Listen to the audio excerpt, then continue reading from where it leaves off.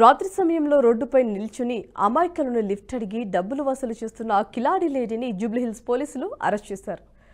సయ్యద్ నయీమా సుల్తానా అనే మహిళ రోడ్డు మీద వెళ్లే వారిని లిఫ్ట్ అడిగి వాహనంలో ఎక్కి కొద్ది దూరం వెళ్లిన తర్వాత తనను రేప్ చేసేందుకు ప్రయత్నించావని పోలీస్ స్టేషన్లో కేసు పెడతానని బెదిరించి డబ్బులు వసూలు చేస్తుంది. తాజాగా జూబ్లీహిల్స్ చెక్ పోస్ట్ నుంచి కేబీఆర్ పార్క్ దాకా లిఫ్ట్ కావాలి అంటూ కారులో ఎక్కిన నిందితురాలు బట్టలు చించుకుని రేప్ కేసు పెడతానని కార్ డ్రైవర్ను బెదిరించింది. దీంతో బాధితుడు పోలీసులకు ఫిర్యాదు చేశాడు. అమాయకులను టార్గెట్ చేసుకుని బెదిరింపులకు పాల్పడుతున్న ఆ కిలాడి లేడీను జూబ్లీహిల్స్ పోలీసులు అరెస్ట్ చేశారు. గతంలో కూడా ఇలానే చేసిన ఆమెపై దాదాపు 17 కేసులు ఉన్నాయని పోలీసు అధికారులు తెలిపారు.